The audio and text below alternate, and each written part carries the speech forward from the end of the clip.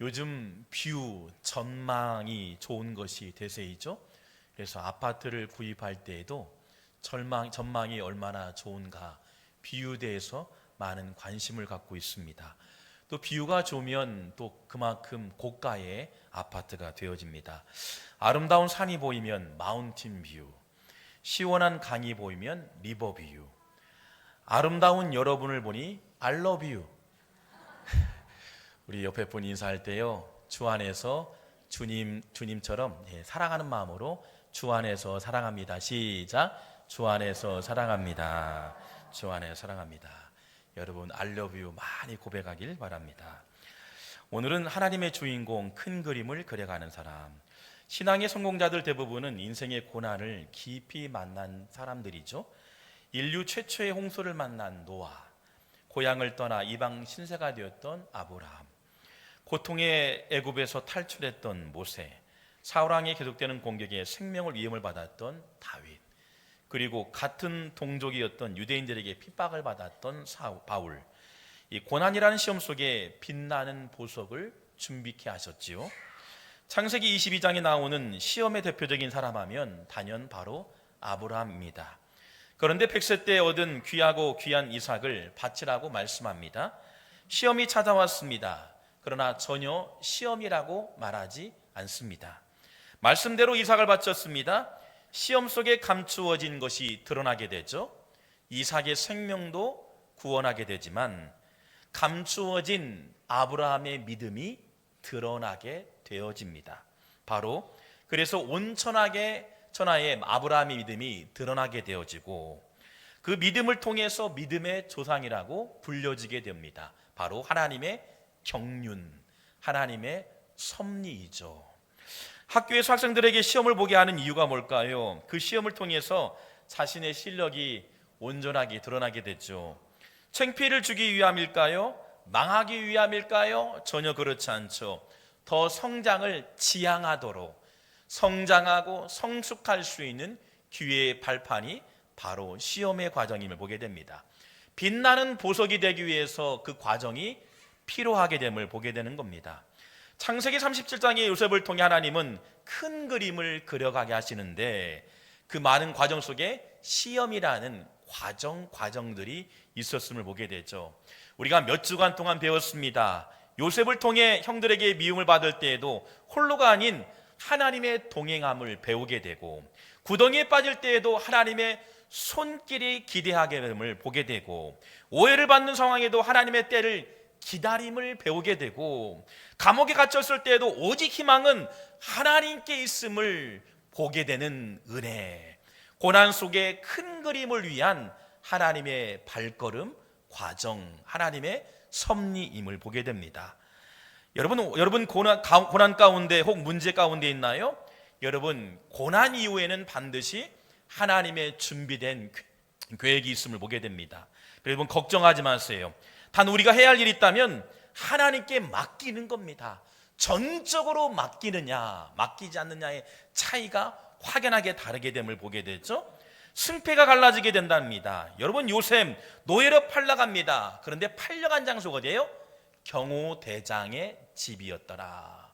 은혜지요. 마지막 목적이 구덩이에 빠지고 보디발의 집으로 팔려가게 되고, 감옥에 갇혔지만 또 어떨까요? 감옥에서 구원의 손길을 통해 바로 왕 곁에 가까이 가게 되었더라. 하나님은 때로는 우리가 고난을 받고 위기를 만나지만 순간순간마다 하나님의 경륜, 하나님이 우리를 운행하시는 것을 경험하게 되어지는 거죠.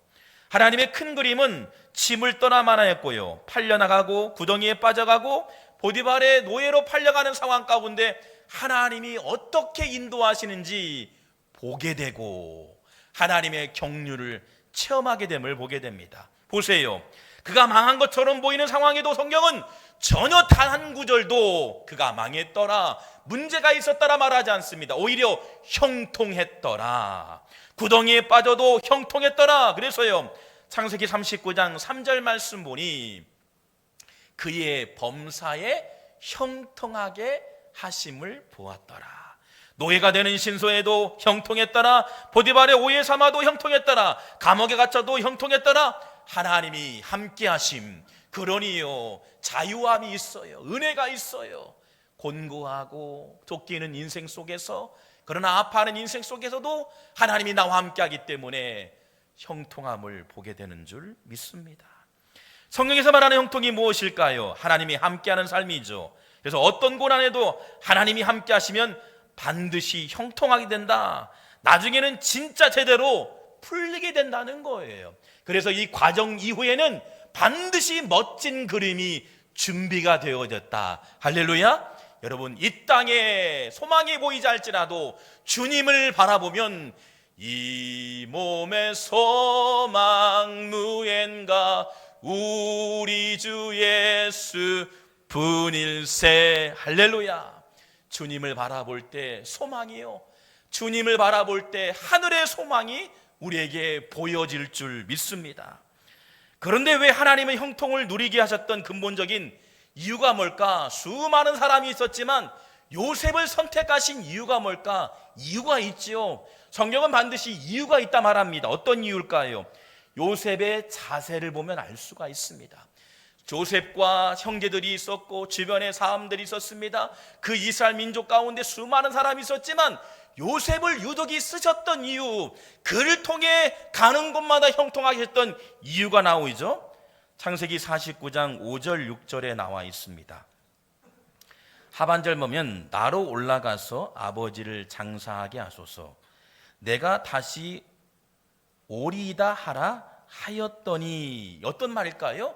이 말씀은 형들에게요, 내가 아버지를, 요셉이요 당신의 아버지와 자기 자신도 애굽에서 떠나 가나안 땅에 묻힐 것이라는 예언적인 메시지를 말하고 있어요. 그러면서요 이 모든 일들이요 바로가 다 허락했다는 거예요.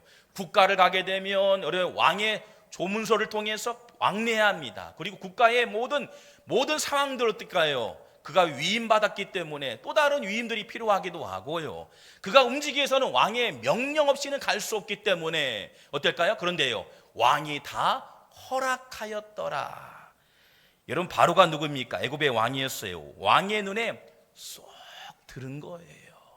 그의 자세를 보니 어떤 자세였을까? 보니까요 네가 하고 싶은 거 다라는 거예요. 모든 재정도, 모든 외국권도 네가 하고 싶은 대로, 너의 모든 죽음 이후에도 장사할 곳도, 너의 아버지의 묘실도 방문해 와라. 모든 것을 위임했다는 겁니다. 바로 왕의 눈에 들을 수 있던 이유가 뭘까요? 바로 투명성이었습니다. 재정을 맡겨보면 알아요. 자그마한 것일지라도 맡겨보면 알아요. 보디발의 가정에도 그의 모든 것들을 손대지 않았습니다. 그리고 왕의 모든 재산권도, 외교권도, 권위도요 단 하나 왕이 허락하지 않은 것은 손대지 않았다는 거예요. 넘지 말할 선들 넘지 않고요, 라이트니스, 정직함이 하나님을 움직인 거예요. 그래서 창세기 읽다 보면요 요셉의 정직함이 온전히 드러나게 되어진다. 여러분, 하나님은요 정직한 자를 통해 일하신다는 거예요. 하나님의 사람을 통해 쓰시는데 그 하나님의 사람이 정직할 때 그를 움직여 주시는데 큰 그림을 그려가게 하신다는 겁니다. 그렇습니다. 윗사람을 대할 때에도, 낮은 어린아이를 대할 때에도요 그는 정직하게 바르게 백성들을 살피고 돌봤다는 겁니다. 정직하지 않은 사람 절대 쓰임받지 못하죠. 얼렁뚱땅하고 눈가림하고 두 마음을 가지면 쓰일 수가 없어요. 사람도 아는데, 바로 왕도 아는데 어찌 하나님이 모르시겠습니까? 여러분, 한번 간증한 적이 있죠. 기독교 서적 중에 꼭 읽어야 할 책 하나가 있다면 나는 정직한 자의 형통을 믿는다라는 책이 있습니다. 이 책은 많은 우리 한국교회뿐만 아니라 많은 성도들에게 많은 유익을 주고 감동을 주었지요. 이 책에 보면 이랜드 박성수 회장의 간증이 실려 있습니다. 저희 교회도 몇 번 소개했어요. 1997년도에 IMF가 찾아왔고 국가의 부도가 나고 심지어는 많은 기업들이 줄도산 날 때였습니다. 이랜드 역시 최대의 위기를 맞이할 때, 그런데 절제절명의 위기의 순간에요 외국인 투자자가 400억을 이랜드에 투자합니다. 외국인 투자가 가지고 온 거는 금액은 4천억이었는데 10분의 1을요 이랜드에 투자하게 되죠. 실제 일이었죠. 그런데 여러분, 다른 회사가 부도 처리를 할 때요 이랜드 회사가 건재하게 일어나게 되어집니다. 오히려 꾸준하게 성장하게 되고, 당시 오늘날도 마찬가지지만 재계예요, 순위 안에 들게 되죠. 대기업으로 자리하게 되죠. 근데 이상한 대목을 보니까 외국 기업들이 수많은 기라성 같은 기업들이 있잖아요. 유독 이랜드에게 투자할 수 있던 비결이 뭘까? 이유가 뭘까? 기자가 질문합니다. 왜 이랜드 기업에 투자했을까? 이유는 하나였습니다. 이중장부를 사용하지 않았다.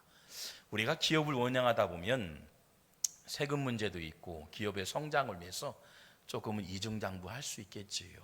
우리 인간적인 마음으로 좀 돈을 벌기 위해서. 이런 이랜드 기업은 전혀 그렇지 않았다는 겁니다. 앞뒤가 똑같다는 겁니다. 외국 기업이요 그냥 보통 기업일까요? 투자하는데, 망하게 하는 국가 가운데 이 기업을 가져가려고 하는데, 살리려고 하는데요 그냥 보통 본 게 아니에요. 재무표를 보았다는 거예요. 분명한 재무표의 투명성을 보았다는 겁니다. 그러니 10분의 1을 과감하게 투자하게 되어진답니다. 근데 10분의 9는 어떻게 됐을까요? 투자하지 않았다는 거예요. 왜일까요? 한국 기업들이 이중장부 때문에 투자하지 않았다. 유독 이랜드 기업에 투자했다는 겁니다. 여러분 보세요. 여러분, 박성수 회장이 그 책에서 이 부분을 간증한 겁니다. 이중장부 쓰지 않고 정직하게 경영하면 정직하게 세금을 타내는 것이 손해보는 것처럼 보이지만 결정적인 순간에 하나님께서 정직한 자를 절대 손해보지 않게 하셨다. 그렇습니다. 결정적인 순간에 하나님의 선한 인도하심을 경험하게 된다는 겁니다.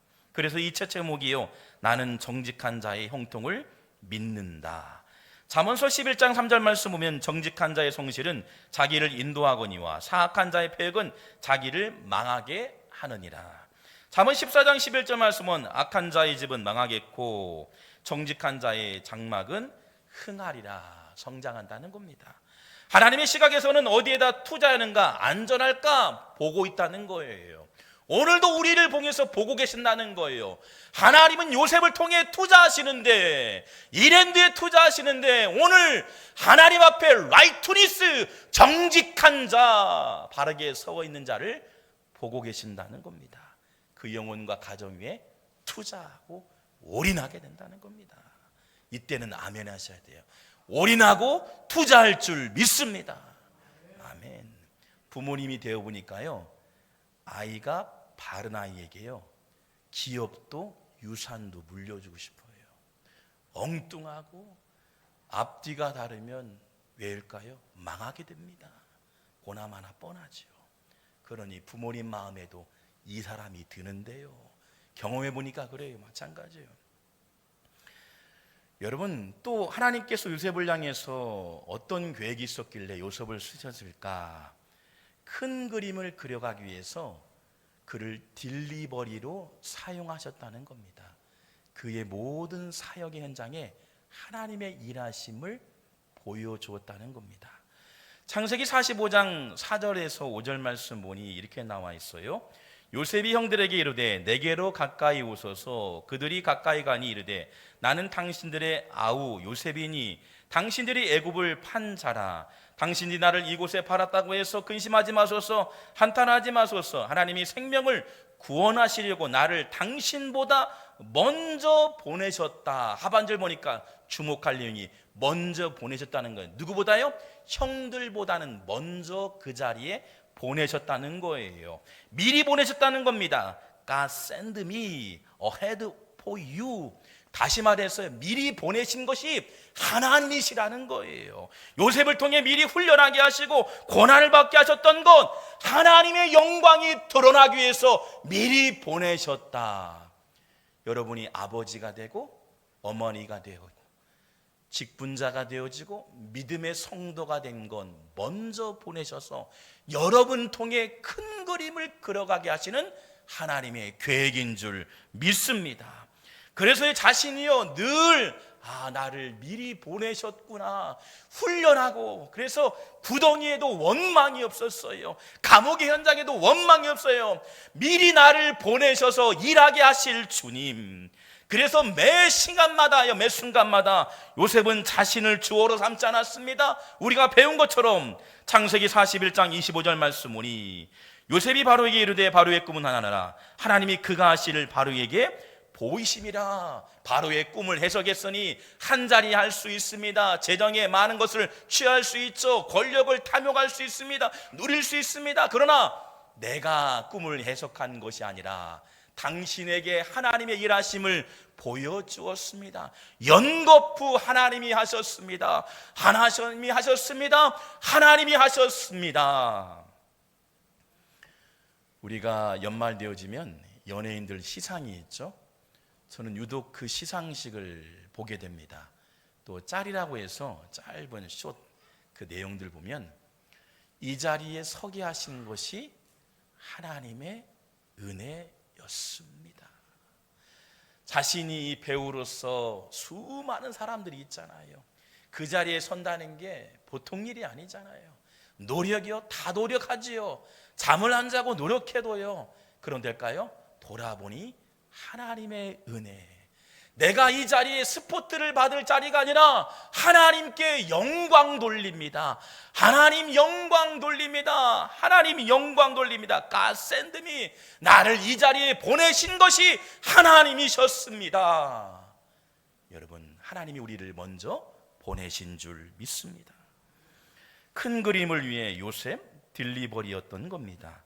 하나님을 드러나기 위해서. 이곳에 교회가 세워졌어요.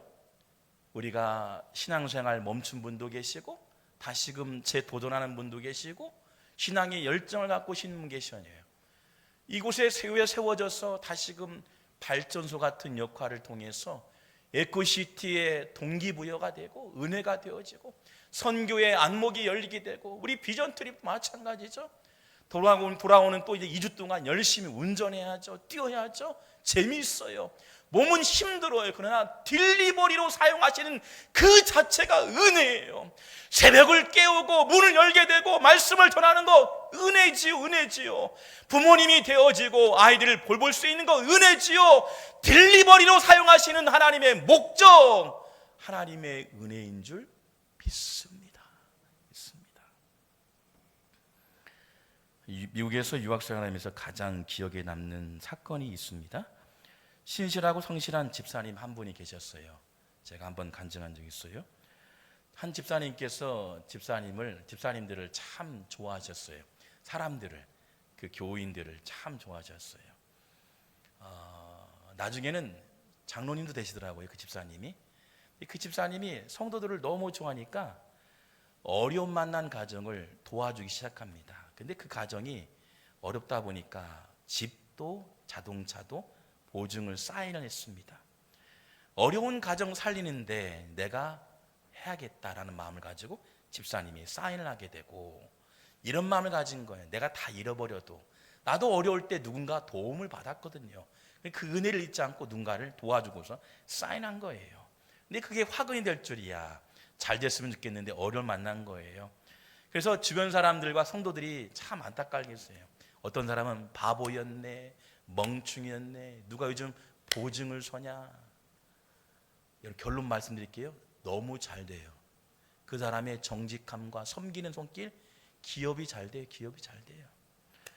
여러분, 근데 그날요, 주일 말씀에 한 성도가 은혜 받고 도전 받으니까 목사님께 찾아왔습니다. 목사님, 저도 그 집사님의 안타까운 사연과 함께 그 집사님을 도왔던 그 집사님 어려운 상을 만난 가정을 보면서 제가 너무나 마음이 아팠고 한편으로 은혜가 됐습니다. 그리고 책을 써드려서 봉투에다가 목사님께 드리는 거예요.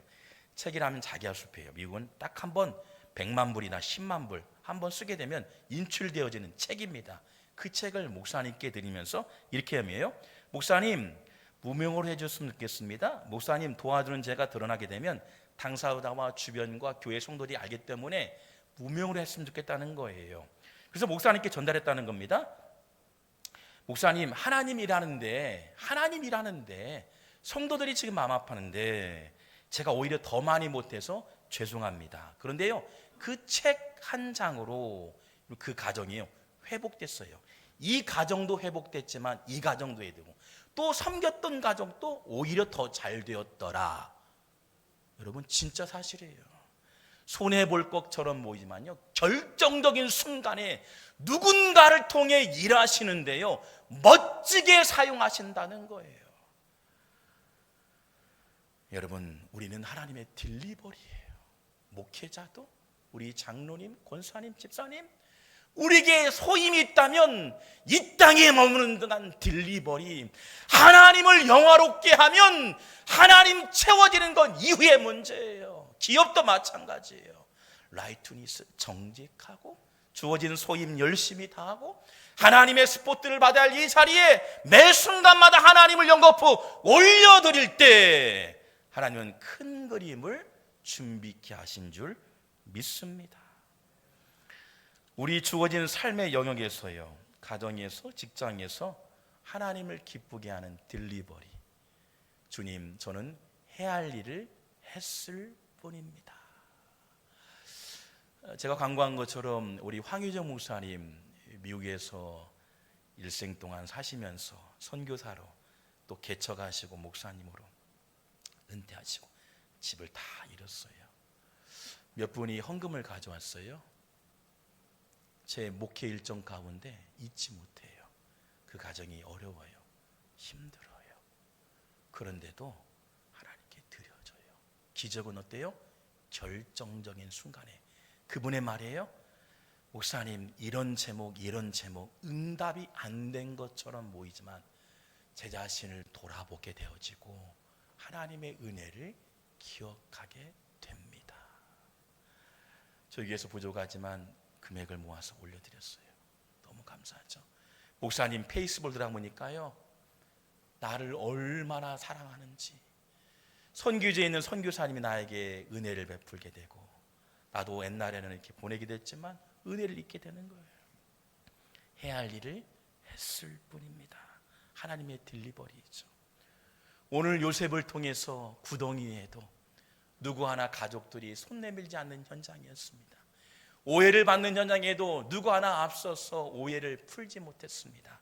감옥에 갇히는 시간에도 오랜 세월 동안 내가 꿈을 해먹겠다라고 여러분 얘기하지 않았습니다. 그럼에도 불구하고 인내하고 참고 하나님의 때를 기다렸습니다. 그리고 하나님 영광을 위해서 그 자리가 새벽 기도하는 자리, 하나님의 얼굴을 기다리는 자리, 하나님께서 손대주셔서 하나님의 멋진 큰 그림을 준비케 하시는 그날을 소망했음을 보게 됩니다. 훗날 이렇게 고백합니다. 형들에게요, 총리 자리에 오게 됩니다.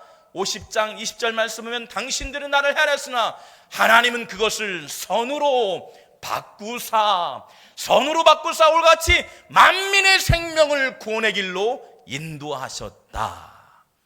총리가 되어져서 화려하고 아름다운 그 총리집에 거하는 게 목적이 아니라 그 한 사람을 통해 핍박과 어눌린 이스라엘 민족이 애굽에서 구원의 길로 인도함 받는 리더의 자리에 세우게 됨을 믿습니다.